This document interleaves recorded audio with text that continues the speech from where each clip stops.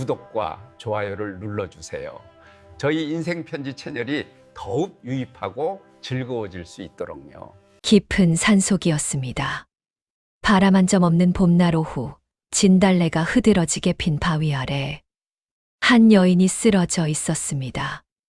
곱디고 온 하늘빛 저고리는 흙투성이가 되어 있었고 두 눈은 고요히 감겨 있었습니다. 마치 꽃밭 한가운데서 잠이 든 것처럼 너무나 평온한 얼굴이었습니다. 그러나 아무도 그 곁에 없었습니다. 꽃은 피었는데 그 곁에 사람이 홀로 쓰러져 있었습니다. 바로 그 순간이었습니다. 아버지, 아버지, 빨리 와봐요. 소녀의 외침이 고요한 산을 갈랐습니다. 가쁜 숨을 몰아쉬며 달려온 사내가 여인의 곁에 무릎을 꿇었습니다. 손목을 짚었습니다. 맥이 있었습니다. 가늘고 약했지만 분명히 살아 있었습니다. 사내는 말없이 여인을 등에 업었습니다. 소녀는 여인의 손을 꼭 쥐고 아버지 뒤를 따라 산을 내려왔습니다. 이 사람은 어찌하여 이 깊은 산 속에 혼자 쓰러져 있었던 걸까요? 어찌하여 아무도 찾지 않는 그 자리에 버려져 있었던 걸까요? 이야기는 거슬러 올라갑니다. 눈을 떴습니다. 천장이 보였습니다. 나무로 엮은 낡은 천장이었습니다. 어디선가 장작 타는 냄새가 났고 밖에서는 새 우는 소리가 들렸습니다. 여인은 천천히 몸을 일으키려 했습니다. 그런데 손이 말을 듣지 않았습니다. 다리도 마찬가지였습니다. 온몸이 마치 오랫동안 잠들어 있었던 것처럼 무겁고 낯설었습니다. 그때였습니다. 일어났다. 아버지, 아버지, 빨리 와봐요. 봄이 눈 떴어요. 작은 발소리가 마루를 울리며 달려갔습니다. 잠시 후 문이 열리고 사내가 들어왔습니다. 과묵해 보이는 얼굴이었습니다. 말수가 없을 것 같은 눈빛이었습니다. 그런데 그 눈빛 안에 조용한 안도감이 담겨 있었습니다. 사내는 여인 곁에 무릎을 꿇고 앉았습니다. 그리고 낮고 차분한 목소리로 물었습니다. 몸을 움직일 수 있겠소? 여인은 대답하지 못했습니다. 입이 열리지 않아서가 아니었습니다. 무슨 말을 해야 할지 몰라서였습니다. 아니, 그보다 더 근본적인 문제가 있었습니다. 자신이 누구인지 몰랐습니다. 어디서 왔는지도, 왜 이곳에 있는지도, 이 사내가 누구인지도 전혀 몰랐습니다. 머릿속이 텅 빈 항아리처럼 고요했습니다. 아무것도 없었습니다. 여인의 눈에 당혹감이 번지자 사내는 더 이상 묻지 않았습니다. 천천히 하시오. 서두를 것 없소. 그 한마디가 이상하게도 여인의 가슴을 진정시켰습니다. 그렇게 여인은 이 작은 오두막에서 눈을 뜨게 되었습니다. 사내의 이름은 박태준이었고 작은 소녀는 그의 딸 소희였습니다. 그리고 여인은 이름이 없었습니다. 소희가 먼저 이름을 붙여주었습니다. 봄에 왔으니까 봄이야. 우리 봄이. 소희는 손뼉을 치며 좋아했습니다. 여인은 그 모습을 멍하니 바라보다 생전 처음 보는 아이인데도 왠지 모르게 눈물이 날 것 같았습니다. 그래서 얼른 고개를 돌렸습니다. 봄이라고. 나는 봄이구나. 자신의 이름도 기억하지 못하는 여인은 그렇게 봄이가 되었습니다. 처음 며칠은 거의 누워만 있었습니다. 태주는 아무것도 묻지 않았습니다. 어디서 왔느냐, 무슨 일이 있었느냐, 가족은 있느냐. 그 흔한 질문 하나 하지 않았습니다. 밥때가 되면 밥상을 들여놓고 약이 필요하면 다려서 문 앞에 놓아두었습니다. 그뿐이었습니다. 소희만이 달랐습니다. 소희는 봄이 곁을 한시도 떠나지 않으려 했습니다. 봄이, 이거 먹어봐. 아버지가 꿀 섞어서 죽 끓여줬어. 되게 맛있어. 봄이 저기 앞산에 진달래 엄청 많이 폈어. 나중에 나랑 같이 보러 가자. 봄이, 자. 눈을 감고 있으면 소희가 이마에 손을 얹었습니다. 조그만 손이었습니다. 차갑고 작은 손이었는데 이상하게 따뜻하게 느껴졌습니다. 보미는 눈을 감은 채로 생각했습니다. 이 아이는 왜 이렇게 나를 따르는 걸까? 나중에야 알게 되었습니다. 소희의 어머니가 2해 전에 세상을 떠났다는 것을. 그 뒤로 소희는 밥을 먹다가도 멍하니 하늘을 보는 아이가 되어버렸다는 것을. 그런 소희가 보미가 온 첫날부터 다시 웃기 시작했다는 것을. 몸이 조금씩 나아지면서 보미는 손을 쓰기 시작했습니다. 처음에는 그냥 가만히 있기가 미안해서였습니다. 밥이라도 지어야겠다 싶어 부엌에 들어갔는데 이상한 일이 벌어졌습니다. 쌀을 씻고 불을 조절하고 뚜껑을 열어 뜸을 들이는 그 손놀림이 너무나 자연스러웠습니다. 머리는 아무것도 기억하지 못했지만 손은 기억하고 있었습니다. 약초도 마찬가지였습니다. 태준이 바구니째 가져다 놓은 약초를 들여다보는데 손이 먼저 움직였습니다. 이건 이쪽으로, 저건 저쪽으로. 어떤 것은 줄기를 다듬고 어떤 것은 뿌리째 말려야 한다는 것을 몸이 알고 있었습니다. 태준이 그 모습을 보고 조용히 물었습니다. 약초를 알고 계시오? 모르겠습니다. 그냥 손이 움직였어요. 태준은 잠시 보미를 바라보다가 고개를 끄덕이고는 아무 말 없이 돌아섰습니다. 그날 밤 태준은 혼자 마루에 앉아 오래도록 하늘을 바라보았습니다. 이 여인이 결코 평범한 신분이 아니라는 것을 직감했습니다. 약초를 다루는 손놀림, 밥을 짓는 방식, 소희에게 그를 가르치다 자신도 모르게 붓을 쥐던 그 자세까지. 그러나 태주는 묻지 않기로 했습니다. 잊고 싶어서 잊은 것이 아닐 수 있었습니다. 잊어야만 버틸 수 있어서 몸이 스스로 지워버린 것일 수도 있었습니다. 그걸 억지로 건드리는 것은 이 여인에게 잔인한 일이 될 것 같았습니다. 그렇게 봄이 깊어가고 있었습니다. 소희는 보미의 손을 잡고 산나물 캐러 다녔고 보미는 소희에게 천자문을 가르쳤습니다. 저녁이면 셋이 둘러앉아 밥을 먹었고 밤이면 소희가 보미 품에 파고들어 잠이 들었습니다.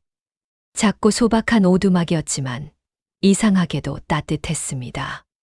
보미는 그 따뜻함이 낯설었습니다. 낯선데 그리웠습니다. 그리운데 왜 그런지 몰랐습니다. 아직은 몰랐습니다. 그런데 딱 하나 보미가 절대로 놓지 않는 것이 있었습니다. 저고리 안단 깊숙이 꿰매어져 있는 낡은 서찰 한 장이었습니다. 처음 눈을 떴을 때부터 그 서찰은 거기 있었습니다. 보미는 그것이 무엇인지, 왜 거기 있는지 몰랐습니다. 글자를 읽어도 무슨 뜻인지 알 수가 없었습니다. 그런데도 손은 매일 밤 그것을 더듬었습니다. 잃으면 안 된다. 이유는 몰랐습니다. 그냥 그런 느낌이었습니다. 보미는 오늘 밤도 서찰을 손끝으로 확인하고 눈을 감았습니다. 밖에서는 봄바람이 불고 있었습니다. 여름이 오고 있었습니다. 산속은 짙은 초록으로 가득 찼고 개울물 소리는 날마다 커졌습니다. 소희는 보미 손을 끌고 산 이곳저곳을 헤집고 다녔고 보미는 그런 소희를 따라다니며 조금씩 아주 조금씩 표정이 살아나고 있었습니다. 겉으로 보기에는 평온했습니다. 그런데 문제는 밤이었습니다. 처음에는 그냥 잠을 못 자는 정도였습니다. 눈을 감으면 어딘가 불안했습니다. 무언가가 밀려오는 것 같은 느낌이었는데 정확히 무엇인지는 몰랐습니다. 그냥 가슴이 답답하고 이유 없이 손이 떨렸습니다. 그럴 때마다 보미는 저고리 안단의 서찰을 손끝으로 더듬었습니다. 그러면 조금 나아졌습니다. 왜 나아지는지는 여전히 몰랐지만 그러던 어느 날 밤이었습니다. 꿈을 꾸었습니다. 어두운 방 안이었습니다.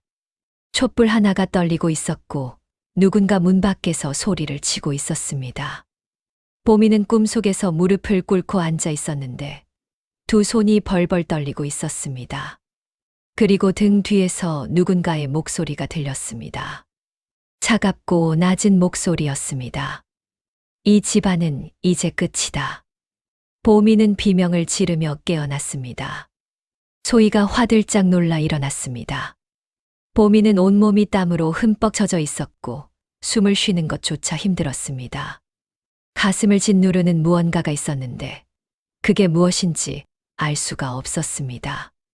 봄이 왜 그래? 어디 아파? 아니야. 괜찮아. 그냥 꿈 꿨어. 봄이는 소희를 다시 눕혔습니다. 소희는 봄이 손을 꼭 잡은 채 다시 잠이 들었습니다. 그 작은 손의 온기가 봄이를 조금 진정시켰습니다. 하지만 봄이는 그날 이후로 다시는 편히 잠들지 못했습니다. 악몽은 매일 밤 찾아왔습니다. 날마다 조금씩 선명해졌습니다. 처음에는 어두운 방과 목소리뿐이었는데 그 다음에는 흰 옷을 입은 누군가의 뒷모습이 보였습니다.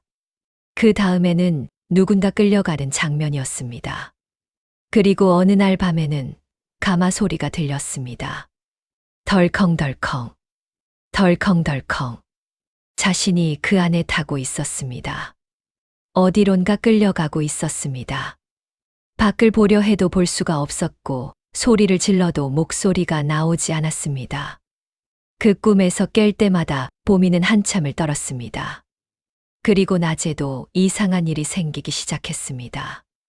아무것도 아닌 것에 손이 멈췄습니다. 부엌에서 칼을 잡으려다 갑자기 온몸이 굳어버렸습니다. 이유를 몰랐습니다. 그냥 손이 말을 듣지 않았습니다. 개울가에서 빨래를 하다가 물소리가 갑자기 크게 들리면 심장이 쿵 내려앉았습니다. 산에서 나뭇가지 부러지는 소리만 들려도 고개를 획 돌렸습니다. 봄이 자신도 알 수 없었습니다. 왜 이러는지. 그러던 어느 날 저녁이었습니다. 소희가 봄이에게 글씨를 배우다가 갑자기 엉뚱한 질문을 했습니다. 봄이는 엄마 있어. 봄이의 손이 멈췄습니다. 붓이 종이 위에 그대로 굳었습니다. 머릿속이 하얘졌습니다. 엄마. 그 단어가 어딘가를 건드렸습니다. 어디인지는 몰랐습니다. 그런데 분명히 건드렸습니다. 모르겠어. 봄이는 그렇게 대답했습니다. 그리고 애써 웃어 보였습니다. 소희는 눈치 없이 또 물었습니다. 아버지는? 오라버니는? 소희야. 응. 오늘 글씨 여기까지만 하자. 봄이는 붓을 내려놓고 일어섰습니다. 소희는 영문도 모른 채 입을 꼭 다물었습니다. 봄이는 마루 끝에 걸터 앉아 먼 산을 바라보았습니다. 노을이 산 너머로 지고 있었습니다. 붉고 아름다운 노을이었는데 이상하게도 그 빛깔이 봄이의 가슴을 쥐어뜯었습니다. 눈물이 났습니다. 이유를 몰랐습니다. 그냥 났습니다. 봄이는 그날 밤 또 악몽을 꾸었습니다. 이번에는 달랐습니다. 꿈속에서 어떤 사내의 얼굴이 보였습니다. 윤곽이 흐릿했습니다. 또렷하게 보이려 하면 사라졌습니다. 그런데 그 사람이 무언가를 봄이 손에 쥐어주고 있었습니다. 작고 네모난 것이었습니다. 절대 잃으면 안 됩니다. 그 목소리는 선명했습니다. 얼굴은 보이지 않았는데 목소리만큼은 귀에 꽂히듯 선명했습니다. 봄이는 그 꿈에서 깨어나자마자 손이 저고리 안단으로 갔습니다. 서찰이 있었습니다. 손끝에 닿는 감촉이 있었습니다. 봄이는 그것을 꼭 쥐고 한참을 울었습니다. 무엇 때문에 우는지 몰랐습니다. 그냥 울었습니다. 그 모습을 태준이 보았습니다. 새벽에 물을 마시러 나왔다가 마루에 혼자 앉아 저고리 가슴을 꼭 쥐고 울고 있는 봄이를 보게 된 것이었습니다. 태준은 멈췄습니다. 다가가야 할지 모른 척해야 할지 몰랐습니다. 그러다 그냥 봄이 옆에 조용히 앉았습니다. 아무 말도 하지 않았습니다. 물 한 잔을 봄이 앞에 살며시 내려놓았습니다. 그리고 함께 먼 산을 바라보았습니다. 봄이는 울다가 멈췄습니다. 태준을 보지 않았습니다. 그냥 앞을 보았습니다. 태준도 봄이를 보지 않았습니다. 그냥 앞을 보았습니다. 그렇게 한참이 지났습니다. 무서운 꿈을 꿨습니다. 봄이가 먼저 말했습니다. 작고 낮은 목소리였습니다. 자주 그러시오? 요즘 매일 밤입니다. 태주는 잠시 아무 말도 하지 않았습니다. 그러다 천천히 말했습니다. 억지로 기억하려 하지 마시오. 기억이란 것은 사람이 버틸 수 있을 때 스스로 돌아오는 법이오. 봄이는 그 말을 들으며 눈을 감았습니다. 버틸 수 있을 때 나는 지금 버틸 수 있는 걸까? 밤바람이 불었습니다. 태주는 일어서며 자신의 겉옷을 벗어 봄이 어깨 위에 걸쳐 주었습니다. 그리고 아무 말 없이 안으로 들어갔습니다. 봄이는 그 겉옷을 손으로 꼭 여몄습니다. 눈물이 한 방울 더 떨어졌습니다. 그런데 이번 눈물은 조금 달랐습니다. 무서워서 나온 눈물이 아니었습니다. 가을이 산을 물들이기 시작했습니다. 소희는 빨갛게 물든 단풍잎을 주워 봄이 머리에 꽂아 주었고, 봄이는 그런 소희를 보며 소리내어 웃었습니다. 처음으로 진짜 웃음이 나왔습니다. 배 속에서 올라오는 웃음이었습니다. 태준이 그 모습을 멀리서 바라보다 조용히 고개를 돌렸습니다. 그런데 그날 밤이었습니다. 봄이는 또 꿈을 꾸었습니다. 그런데 이번에는 달랐습니다. 전보다 훨씬 선명했습니다. 너무 선명해서 꿈이 아닌 것 같았습니다. 커다란 기와집이었습니다. 봄이는 그 안에 있었습니다. 방 안에는 촛불이 타고 있었고, 봄이 앞에 한 사내가 무릎을 꿇고 앉아 있었습니다. 이번에는 얼굴이 보였습니다. 온화하고 단정한 얼굴이었습니다. 눈빛이 깊었습니다. 그 사람이 봄이 두 손을 꼭 잡고 있었습니다. 반드시 살아야 합니다. 알겠소. 봄이는 꿈속에서 고개를 저었습니다. 눈물이 났습니다. 나 없이 어떻게 살아요? 사내는 봄이 손에 무언가를 쥐어주었습니다. 작고 네모난 것이었습니다. 이것만 지키면 됩니다. 이것이 모든 것을 말해줄 것이오. 그리고 꿈이 바뀌었습니다. 바깥이었습니다. 어두운 새벽이었습니다. 봄이는 가마 안에 있었습니다. 밖에서 인기척이 들렸습니다. 그리고 가마가 멈추었습니다. 누군가 가마 문을 열었습니다. 차가운 바람이 쏟아졌습니다. 여기서 내려라. 낯선 목소리였습니다. 봄이는 그 꿈에서 깨어나며 비명을 질렀습니다. 그런데 이번에는 깨어나도 꿈이 사라지지 않았습니다. 눈을 뜨고 있는데도 장면들이 계속 보였습니다. 기와집, 그 사내의 얼굴, 가마, 어두운 새벽. 머릿속에서 무언가가 터지는 것 같았습니다.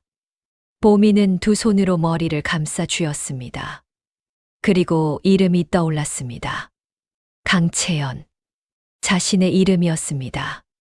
봄이는 멍하니 앉아 있었습니다. 강채연. 강채연. 그 이름이 입안에서 맴돌았습니다. 그리고 그 이름 뒤를 이어 파편들이 밀물처럼 밀려오기 시작했습니다. 한양의 기와집. 단아한 사랑채. 아버지라고 불렀던 어른. 그리고 남편. 깊은 눈빛의 그 사람. 그리고 영모. 봄이의 손이 떨렸습니다. 남편과 시아버지가 영모죄로 끌려갔습니다. 봄이는 그날 마당에 무릎을 꿇고 있었습니다. 시어머니가 봄이를 불렀습니다. 차갑고 낮은 목소리였습니다. 넌 이 집안 사람이 아니다. 살고 싶거든 사라져라. 가마가 왔습니다. 봄이는 끌려 탔습니다. 어디로 가는지 몰랐습니다. 그리고 깊은 산속에서 내쳐졌습니다. 그게 전부였습니다. 그게 보미가 산에 쓰러져 있던 이유였습니다. 보미는 한참을 그 자리에 앉아 있었습니다. 눈물이 나지 않았습니다. 너무 많은 것이 한꺼번에 밀려와서 눈물도 나오지 않았습니다. 그냥 멍했습니다. 그러다 손이 저절로 움직였습니다. 저고리 안단 깊숙이 꿰매어진 서찰을 꺼냈습니다. 실밥을 뜯었습니다. 서찰이 나왔습니다. 손이 떨렸습니다. 펼쳤습니다. 글자가 보였습니다. 전에도 이 글자들을 본 적이 있었습니다. 그런데 그때는 읽혀도 무슨 뜻인지 몰랐습니다. 그냥 소중하다는 느낌만 있었습니다. 그런데 지금은 달랐습니다. 글자들이 눈 안으로 들어왔습니다. 한 글자씩, 한 줄씩. 영모는 없었다. 조병수가 꾸몄다. 증인은 이미 죽었다. 이 서찰이 마지막 증거다. 보미는 서찰을 쥔 손을 가슴에 댔습니다. 온몸이 굳었습니다. 다리에 힘이 빠졌습니다. 그리고 그 이름이 머릿속에 박혔습니다. 조병수. 날이 밝았을 때 보미는 마루에 앉아 있었습니다. 밤새 잠을 자지 않았습니다. 눈은 충혈되어 있었고 손은 아직도 서찰을 쥐고 있었습니다. 태준이 아침 일찍 마당에 나왔다가 보미를 보았습니다. 그 모습이 어젯밤과 달랐습니다. 눈빛이 달랐습니다. 멍한 것이 아니었습니다. 무언가를 알게 된 사람의 눈빛이었습니다. 태준은 보미 앞에 조용히 앉았습니다. 보미는 잠시 태준을 바라보다가 서찰을 내밀었습니다. 읽어보시겠습니까? 태준이 서찰을 받아 펼쳤습니다. 그리고 읽었습니다. 읽는 동안 태준의 눈빛이 변했습니다. 처음에는 차분했습니다. 그런데 읽어 내려가다가 한 이름에서 멈추었습니다. 손이 떨렸습니다. 조병수. 태준의 목소리가 낮게 가라앉았습니다. 보미가 태준을 보았습니다. 태준의 얼굴이 달라져 있었습니다. 차분하던 사람이 처음으로 감정을 드러내고 있었습니다. 분노도 아니고 슬픔도 아닌 그 둘이 한꺼번에 뒤섞인 표정이었습니다. 이 이름을 아십니까? 태준은 한참 동안 말이 없었습니다. 서찰을 쥔 손에 힘이 들어갔습니다. 우리 집사람이 죽기 전 마지막으로 남긴 이름이요. 보미는 숨을 삼켰습니다. 태준이 천천히 말을 이었습니다. 차분하게 그러나 한마디 한마디에 무게가 실렸습니다. 향교에서 훈도로 일할 때였습니다. 아내가 어떤 장부를 보게 되었습니다. 조병수가 세금을 착복하고 죄 없는 사람들에게 영모를 뒤집어 씌운 기록이었습니다. 아내는 그 사실을 알았고 그 뒤로 시름시름 앓다 세상을 떠났습니다. 아무도 병이라 했지만 태주는 알고 있었습니다. 병이 아니었습니다. 그래서 산으로 들어왔소. 소희를 지키려고. 보미는 서찰을 다시 손에 쥐었습니다. 두 사람은 한참 동안 아무 말도 하지 않았습니다. 말이 필요 없었습니다. 서로의 상처가 같은 뿌리에서 나왔다는 것을 두 사람 모두 알았습니다. 마당에서 소희가 뛰어노는 소리가 들렸습니다. 보미는 소희를 바라보았습니다. 그리고 서찰을 꼭 쥐었습니다. 남편이 목숨을 걸고 건네준 것입니다. 저는 이것을 끝까지 지킬 것입니다. 태준이 보미를 바라보았습니다. 보미의 눈빛은 달라져 있었습니다. 잃어버린 사람의 눈이 아니었습니다. 무언가를 찾은 사람의 눈이었습니다. 태준은 천천히 고개를 끄덕였습니다. 서찰의 내용을 확인한 날로부터 오두막 안의 공기가 달라졌습니다. 소희는 몰랐습니다. 여전히 보미 손을 끌고 산을 쏘다녔고 밥상 앞에서 제잘거렸고 밤이면 보미 품에 파고들어 잠이 들었습니다. 소희의 하루는 여전히 맑았습니다. 그러나 태준과 보미는 알았습니다. 조병수가 이 고을의 사또라는 것을, 지금도 권세를 누리며 버젓이 살아있다는 것을. 그리고 그자가 지금껏 한 번도 벌을 받지 않았다는 것을. 태주는 며칠 동안 아무 말이 없었습니다. 산에서 나무를 패고 밭을 고르고 저녁에는 마루에 앉아 먼 곳을 바라보았습니다. 보미도 먼저 말을 꺼내지 않았습니다. 서로 알고 있었습니다. 이것이 가볍게 꺼낼 수 있는 이야기가 아님을. 그러던 어느 저녁이었습니다. 소희가 잠든 뒤 태준이 먼저 입을 열었습니다. 서찰을 어떻게 하실 생각이요? 보미는 잠시 등잔불을 바라보다 대답했습니다. 남편이 목숨으로 남긴 것입니다. 묻어둘 수는 없습니다. 그 서찰을 세상에 내놓는 순간 조병수가 가만히 있지 않을 것이요. 알고 있습니다. 보미는 고개를 들어 태준을 바라보았습니다. 그래도 해야 합니다. 대감님. 태준은 보미의 눈빛을 오래 바라보았습니다. 두려움이 없는 눈이 아니었습니다. 두려움이 있는데도 하겠다는 눈이었습니다. 태준은 천천히 고개를 끄덕였습니다. 나도 같은 생각이요. 그 한마디였습니다. 그것으로 충분했습니다. 태준은 다음 날 이른 새벽 홀로 산을 내려갔습니다. 오랫동안 인연을 끊고 지냈던 옛 동료를 찾아간 것이었습니다. 향교 시절 함께 일했던 이로 지금은 한양 가까운 구울에서 군도를 하고 있었습니다. 태준이 사정을 설명하고 서찰을 보여주자 그 사람의 얼굴이 굳었습니다. 이것이 사실이라면 이건 단순한 억울함이 아니오. 나라를 흔든 일이오. 그래서 왔소. 이것을 제대로 된 사람에게 닿게 해야 하오. 옛 동료는 한참을 생각하다 말했습니다. 한양의 사헌부 감찰로 있는 사람을 알고 있소. 고든 사람이요. 한번 믿어봅시다. 태주는 고개를 숙였습니다. 그렇게 서찰은 움직이기 시작했습니다. 그런데 문제가 생겼습니다. 서찰이 움직인다는 소문이 어떻게 된 일인지 조병수의 귀에 들어갔습니다. 고을 안에는 조병수의 눈과 귀가 도처에 깔려 있었습니다. 누가 흘렸는지, 무엇을 흘렸는지는 몰랐습니다. 하지만 조병수는 이미 알고 있었습니다. 산속 오두막에 낯선 여인이 있다는 것을. 그리고 그 여인이 강채연일 수 있다는 것을. 그날 밤이었습니다. 보미가 마당에서 빨래를 걷고 있었습니다. 소희는 안에서 잠들어 있었고 태주는 아직 돌아오지 않았습니다. 인기척이 났습니다. 보미는 손을 멈추었습니다. 산속의 밤은 늘 조용했습니다. 나뭇가지 부러지는 소리, 짐승 우는 소리는 알았습니다.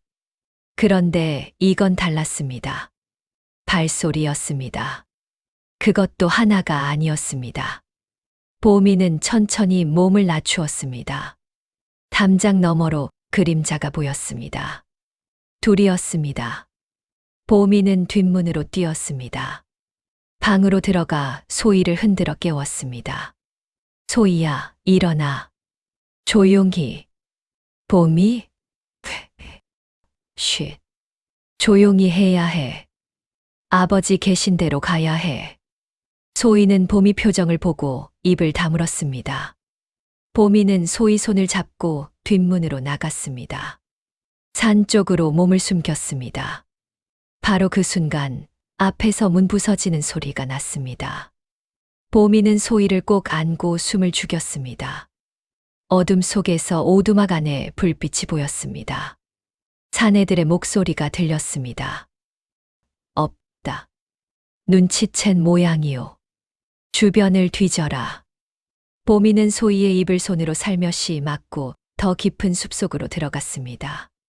소희는 떨었지만 소리를 내지 않았습니다. 보미가 괜찮다는 듯 손을 꼭 쥐어주었습니다. 사실 보미 손도 떨리고 있었습니다. 한참을 숲속에 숨어 있었습니다. 그때 발소리가 들렸습니다. 빠른 발소리였습니다. 보미는 소희를 뒤로 밀며 몸을 세웠습니다. 그런데 보미, 소희, 태준이었습니다. 보미는 그 목소리를 듣는 순간 다리에 힘이 풀렸습니다. 소희가 아버지를 향해 달려갔습니다. 태준이 소희를 번쩍 안으며 보미를 보았습니다. 보미는 나무에 기대어 서 있었습니다. 다치지 않았소. 예. 소희도 괜찮습니다. 태준의 눈빛이 굳었습니다. 오두막 쪽에서 아직 불빛이 보였습니다. 알고 있었군. 벌써. 태준은 소희를 보미에게 맡기고 오두막 쪽으로 걸어갔습니다. 보미가 뒤에서 불렀습니다. 위험합니다. 소희 곁에 있어 주시오. 태준은 돌아보지 않았습니다. 오두막 마당으로 들어서자 두 사내가 태준을 보았습니다. 태준은 멈추지 않았습니다. 차분한 얼굴로 그러나 눈빛만은 날카롭게 사내들 앞에 섰습니다. 조병수가 보냈느냐? 사내들이 서로를 보았습니다. 그리고 덤볐습니다. 태준은 피하지 않았습니다. 첫 번째 사내의 발을 잡아 당겨 넘어뜨리고 두 번째 사내의 발을 걸어 마당 바닥에 쓰러뜨렸습니다. 짧고 빠른 움직임이었습니다. 향교 훈도였지만 태준은 젊은 시절 무예를 익힌 사람이었습니다. 사내들은 일어나려다 태준의 눈빛을 보고 멈추었습니다. 돌아가서 전해라. 그 서찰은 이미 한양으로 갔다고. 그 말이 거짓이 아님을 직감한 사내들은 몸을 일으켜 산길로 도망쳤습니다. 태준이 보미와 소희 곁으로 돌아왔습니다. 소희가 아버지 품에 매달렸습니다. 태준은 소희 머리를 쓰다듬으며 보미를 보았습니다. 보미는 아무 말도 하지 않았습니다. 그냥 태준을 바라보았습니다. 가슴 한쪽이 뜨거웠습니다. 이유를 굳이 말할 필요가 없었습니다. 그로부터 열흘이 지났습니다. 한양에서 소식이 왔습니다. 사헌부 감찰이 서찰을 확인하였고 조병수를 둘러싼 조사가 시작되었다는 것이었습니다. 그리고 사흘 뒤 포졸들이 고을로 내려왔습니다. 조병수는 도망치려 했습니다. 하지만 이미 늦었습니다.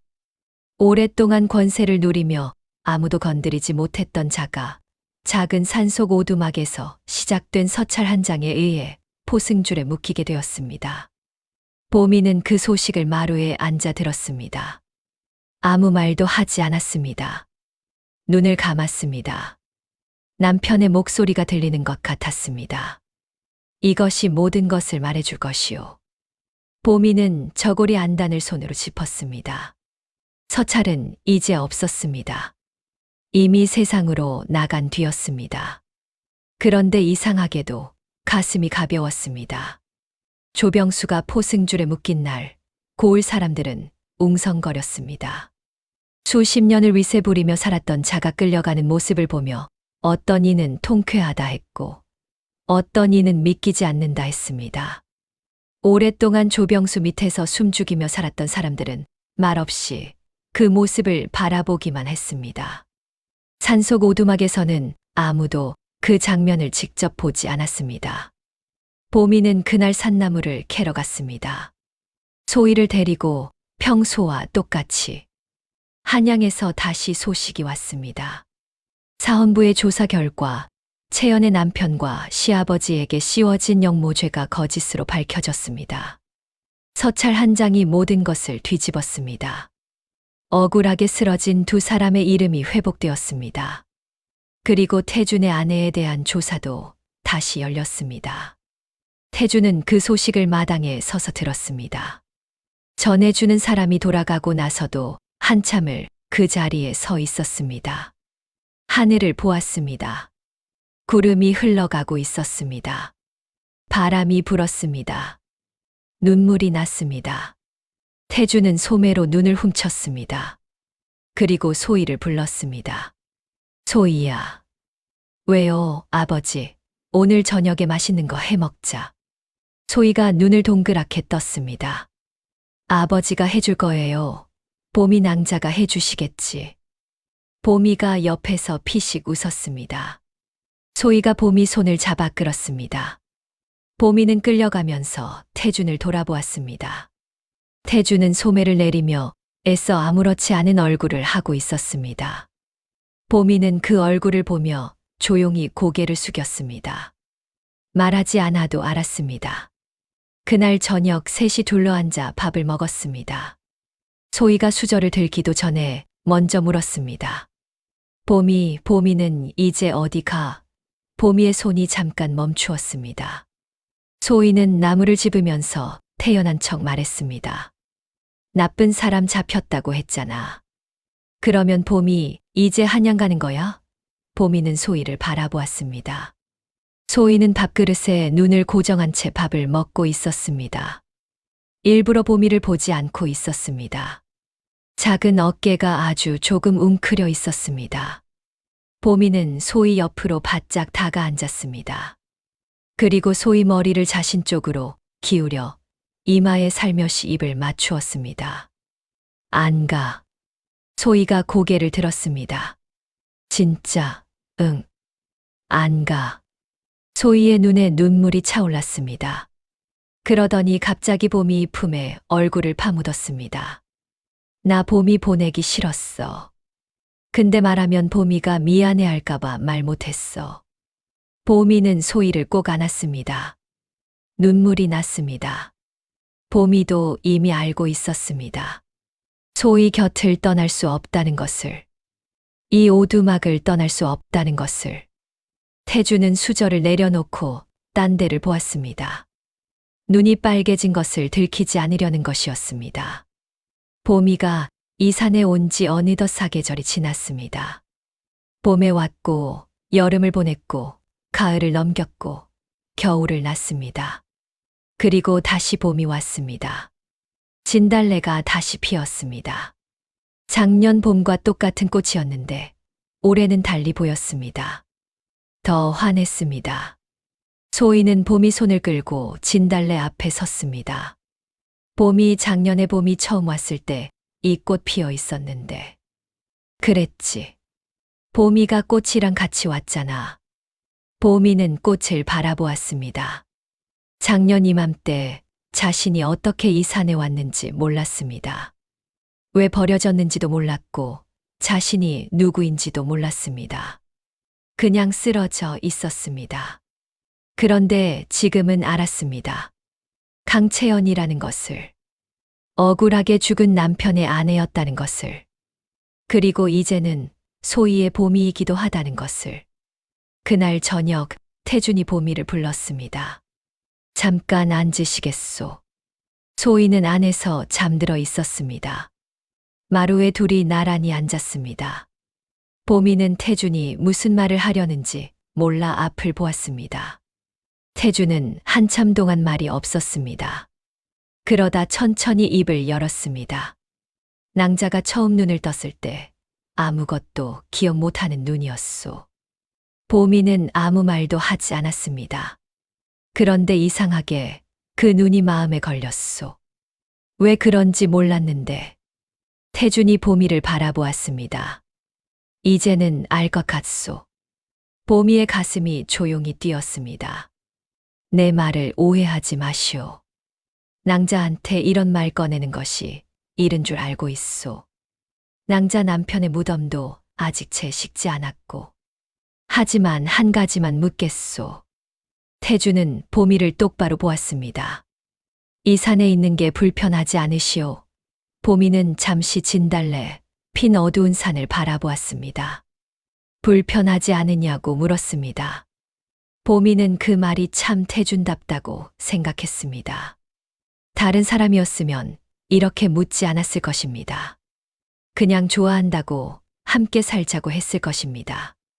그런데 태주는 봄이의 마음을 먼저 물었습니다. 불편하지 않습니다. 봄이가 말했습니다. 오히려. 봄이는 태준을 바라보았습니다. 처음으로 있어야 할 곳에 있는 것 같습니다. 태준은 한참 봄이를 바라보다가 천천히 고개를 끄덕였습니다. 그리고 봄이 손 옆에 자신의 손을 살며시 놓았습니다. 잡지는 않았습니다. 그냥 옆에 놓았습니다. 봄이는 잠시 그 손을 바라보다가 조용히 손을 포겠습니다. 말이 없었습니다. 그걸로 충분했습니다. 다음 날 아침이었습니다. 셋이 나란히 산을 올랐습니다. 소희는 바구니를 들고 앞서 뛰어갔습니다. 태준이 뒤를 따랐고 보미가 그 옆을 걸었습니다. 진달래가 흐드러진 산길이었습니다. 꼭 1년 전 보미가 꽃 사이에 쓰러져 있던 그 길이었습니다. 그때 이 꽃들은 보미가 거기 있는지도 몰랐을 것입니다.